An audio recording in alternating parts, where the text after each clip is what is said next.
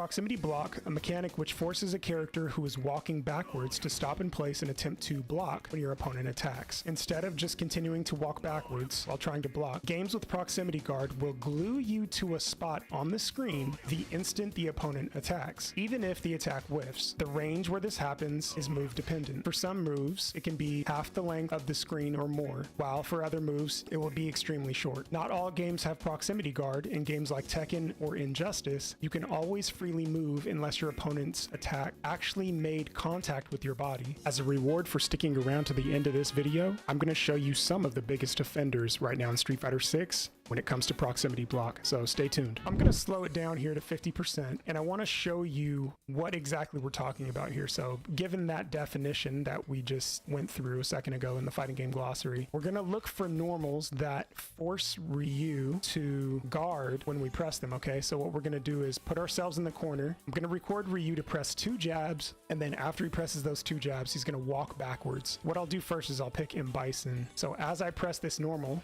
you'll see this gray box come out, and what I'll do is I'll pause this here. So this is the proximity box right here. What happens is Ryu will stop in place and he can press buttons, but he can't walk away from it. So he is literally stuck to the floor while this move comes out. Okay, so I'm gonna press, this is Bison's stand heavy punch, okay? And every time I press it and I walk towards him, it should stop him from moving, okay?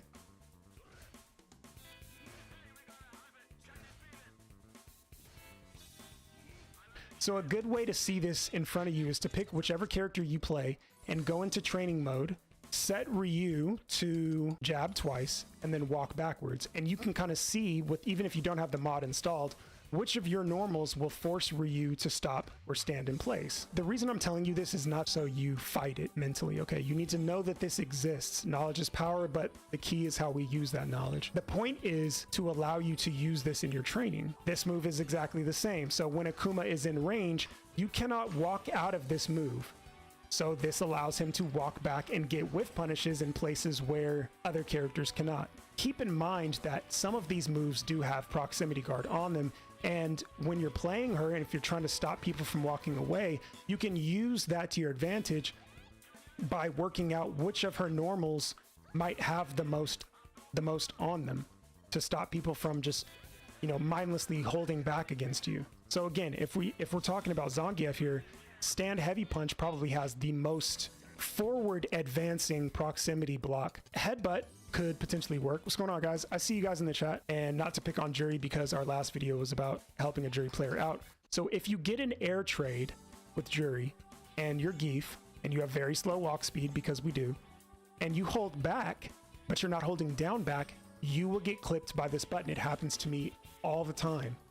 If you are in this range here and Ryu presses this, looks like round about the 20-second frame.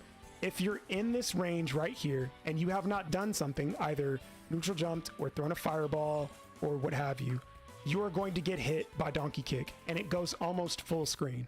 So what's the take home here?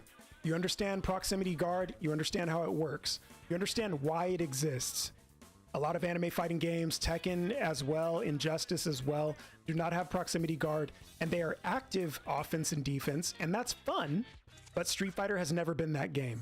You understand what you can do when it comes out, and your options are drive impact, perfect parry, or standard parry or block, okay? If there's a specific move that you're getting blown up by that has a lot of proximity guard like that and you can't walk away from it, load up the training dummy, and you can even slow the game down for yourself and just start working on your perfect parries a little bit. I know it probably seems trivial to work on perfect parries, but trust me when I say your brain is capable of so much more than you give it credit for, and it will come out when you least expect it. The point being here, proximity guard is not necessarily an enemy, it's a chance for you to practice something new, all right? Leave me your comments down below, let me know what you think. If this is something that helps you, we can do more videos like this. I'll see you guys in the next one. Take care. A massive thank you if you stuck around to the end of this video. Like I said before, as a bonus, I'm gonna show you some of the biggest offenders with proximity block. So what we have Ryu set to do is to jab twice and then walk backwards for around 700 to 800 frames. So let's get into it.